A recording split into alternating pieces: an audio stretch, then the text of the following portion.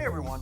Look, without question, the biggest story in capital markets year to date is the massive divergence between U.S. equity returns and the rest of the world, and we've got three culprits largely behind it. The first is the impact on massive U.S. stimulus on U.S. earnings in 2018 versus 2017, as you can see here. But what you can also see is a big drop-off in earnings in the rest of the world, and one of the drivers of that is reduced trade activity on the back of trade policy concerns. And the third is the stronger U.S. dollar, which not only flows through directly to those equity returns we showed a moment ago, but also tends to negatively impact emerging market assets. Now, if I dive in just a little bit deeper, when we talk about trade, we're talking about tariffs, and those concerns are not going to go away anytime soon, and so we should be ready for continued uncertainty and volatility when those news items come out. And eventually, if it sticks, that flows through to economic growth and market performance.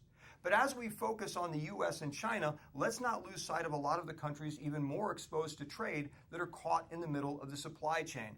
And likewise, fiscal stimulus benefits have been strong. We just talked about them. But keep in mind, as we move into 2019, many of those will start to fade, and it will be largely about growth. But what isn't going to fade is going to be the cost of that fiscal stimulus. So the world is going to have to digest not only a larger amount of U.S. Treasury issuance because of the deficits increasing on the back of fiscal stimulus, but at the same time, the Federal Reserve is reducing its balance sheet and putting a lot of those bonds that they purchased back onto the market. And so we have to keep an eye on what that does to yields, because markets are very sensitive to yield levels today. Now, if I take it all together from a growth perspective, the story of 2019 looks like this.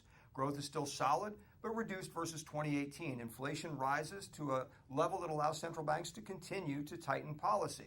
And that flows right into our central case or base case, which is that those economic conditions will allow for moderate market returns if below average relative to history and during the period of the last 10 years of stimulus. But keep in mind, this is a fat tail distribution. What does that mean? The probability of this happening is only about 50%, leaving another 50% for upside and downside. And investors have to navigate and find a way to invest on the possibility of all three of these worlds. From a fixed income perspective, the way they should consider it is to first not fight the wrong bond battles. So much focus on rising rates and the impact on high-grade bonds, but typically the math doesn't allow large downturns. However, if you are concerned about rates, globalize your portfolio, make it more efficient, but hedge away currency risk to take away that volatility. And lastly, in the move to credit, compensation for that risk has come down. And so rather than continuing to move more assets into credit risk, I'd rather see investors barbell their exposure between rates and credits today. And from the equity perspective, first, it's about balance between market exposure and the companies that we choose. We've lived in a period of great rising tides where the boats don't matter, but they're mattering more and more. I'd rather see you focus on quality boats. Think about stronger balance sheets, persistency of growth.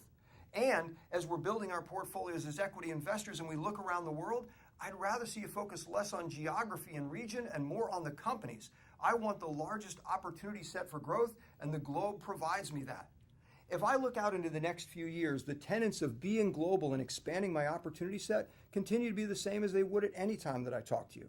But also being balanced takes on special meaning because so many investors are trying to find opportunities, and chasing the crowd is probably not the way to go as we do this.